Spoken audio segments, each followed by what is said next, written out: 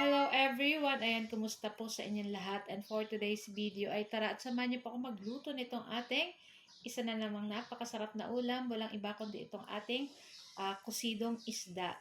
Lalagyan po natin yan ng talbos ng kamote para masarap at masustansya.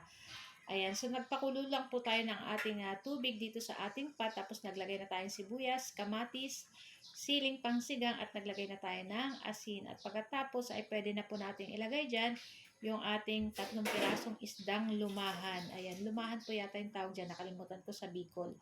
Tapos naglagay lang ako ng konting patis para sa ating pangpalasa. Ayan, so madali lang naman pong maluto ang ganitong mga klaseng isda. Kaya pwede na rin po nating ilagay yung ating talbos ng kamote.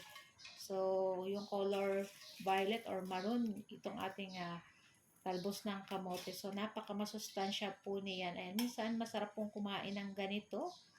At mamaya po ang ilalagay natin pang-asim ay kalamansi. O, di ba? Napaka-healthy ng ating ulam ngayon. Tapos, maglalaga rin ako guys ng kamote kasi nakakita rin ako ng kamoteng maliliit. Yun ay matatamis. Tapos merong parang yellow color, meron ding nagba-violet. So iba't ibang klaseng kamote kaya naman nilaga ko na guys sa kabilang lutuan. Ayan.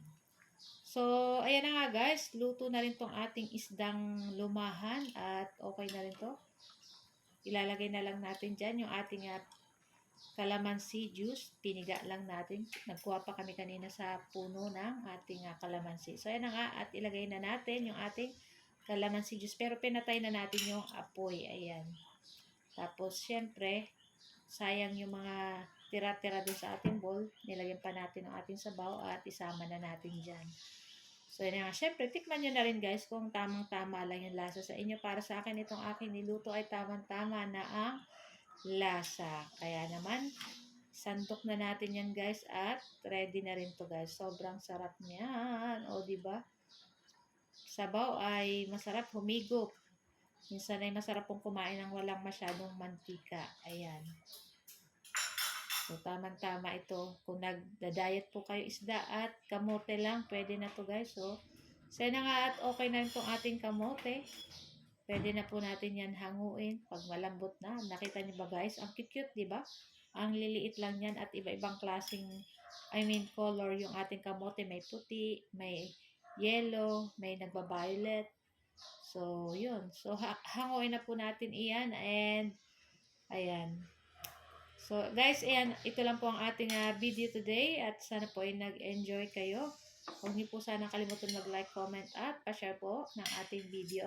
At kung bago pa lang po kayo sa aming page, huwag niyo po sana kalimutan mag-like at mag-follow para palagi po kayong updated sa aming mga bagong video na i-upload. So guys, thank you for watching. Tara na at kain na. Super yummy nito guys ha. Lalagyan mo ng asukal, butter, tapos may kinudkud ng niyog. Ayan, perfect. So thank you guys for watching. See you next video again. Ciao! Bye!